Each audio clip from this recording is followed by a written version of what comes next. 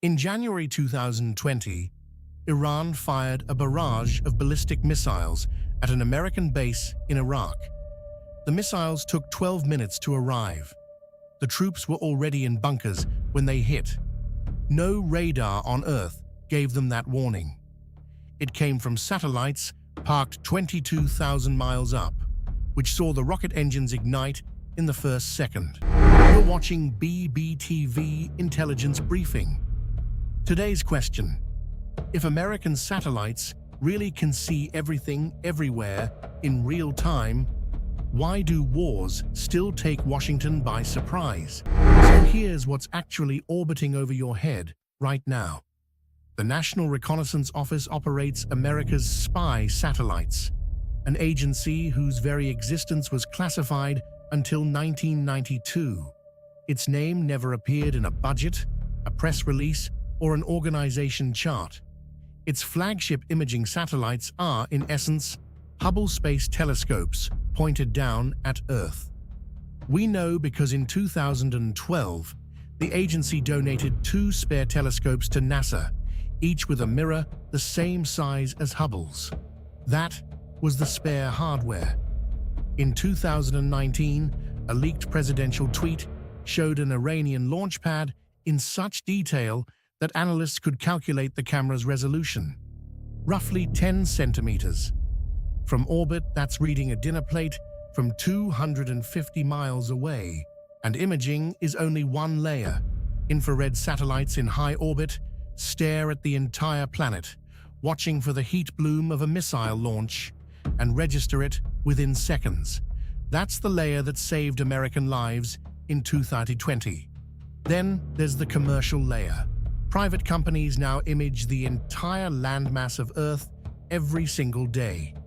One company alone flies a flock of nearly 200 imaging satellites. Radar satellites see through clouds and darkness. Nothing large moves on this planet unobserved. Anyone with a credit card can now buy imagery that was a superpower's secret a generation ago. The monopoly on the view from above is over. What only presidents saw in the 80s, journalists now publish before breakfast. The story starts with a plane, not a satellite. In 1960, the Soviets shot down an American U-2 spy plane and paraded its pilot on television. Overflights were suddenly acts of war. Washington needed a camera nobody could shoot down.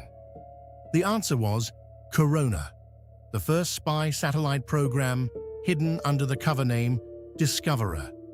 Publicly, it launched science experiments. Privately, it carried cameras. Corona photographed the Soviet Union on film, actual physical film, in orbit.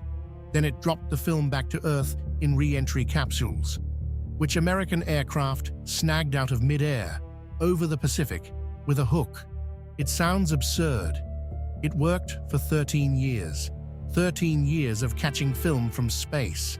Corona's first successful mission photographed more of the Soviet Union in one day than every spy plane flight combined. Its images rewrote Washington's entire picture of Soviet power overnight. In 1976, the game changed. The KH-11, the first satellite to beam digital images back in real time. For the first time, a president could see the other side of the world as it looked minutes ago. The agency running it stayed officially non-existent until 1992. Its budget is still classified today, buried inside the $80 billion intelligence budget we covered last episode. Here's what most coverage misses. The story isn't that satellites see everything. It's that seeing everything turned out not to be the same as knowing anything. Before Russia invaded Ukraine, the whole world watched the army assemble. Commercial imagery of the buildup ran on front pages for months. Washington declassified intelligence in real time to deny Moscow's surprise. It was an intelligence strategy without precedent, spoiling the attack by publishing the secrets. It was the most publicly predicted invasion in modern history. And it happened anyway, because seeing an army is not the same as knowing what it will do. Intelligence agencies call it the gap between capabilities and intentions. A satellite can count every tank in a column. It cannot see a decision that hasn't been made yet. In October 2023, one of the most heavily surveilled borders on Earth was breached by an attack planned on paper, briefed in person, and rehearsed in plain sight. The sensors worked. The surprise happened anyway, because adversaries adapt. They move when satellites aren't overhead, hide what matters, and show what doesn't. Satellite orbits are physics, and physics is predictable. Every intelligence service on Earth knows the overpass timetables. Armed groups have circulated satellite pass schedules the way commuters read train timetables. Deception didn't die in the transparency age. It industrialized. The powers that watch everything have started assuming they too are always being watched. Transparency cuts both ways. And this is where it stops being about cameras. It becomes a question about what total surveillance is worth without judgment. Technology. A single legacy imaging satellite is a multi-billion-dollar machine, a national cathedral of optics and secrecy.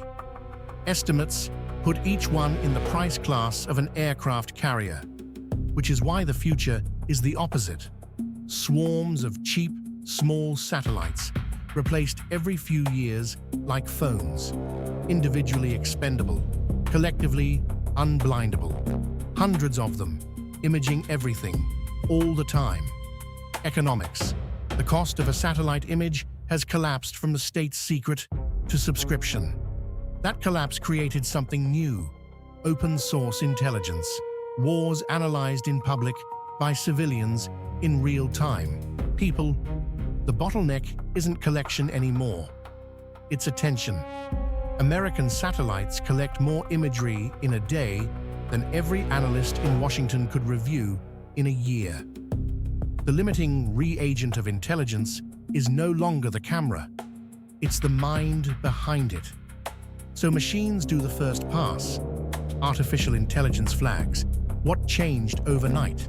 New aircraft, moved ships, fresh earthworks. The human question is the last one left. What does it mean? Intelligence. And that's the quiet lesson of every surprise since Pearl Harbor. The data was almost always there. The judgment wasn't. Cameras don't get surprised. Institutions do. And institutions are exactly what we covered last episode. One layer deeper, the question flips. When everyone can see everything, the advantage belongs to whoever moves before the picture matters. So, where does this go? The next arms race is above your head. Satellites that inspect other satellites, jammers, lasers, and weapons that can blind a constellation. Russia and China have both tested weapons that turn orbit into a battlefield. War plans on every side now begin with the same first move: take out the other side's eyes, which is why America is scattering its eyes into swarms too numerous to kill.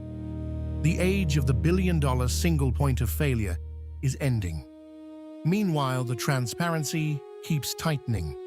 Soon, nothing larger than a car will move on Earth unrecorded. That changes war itself. Massing an army now means announcing it.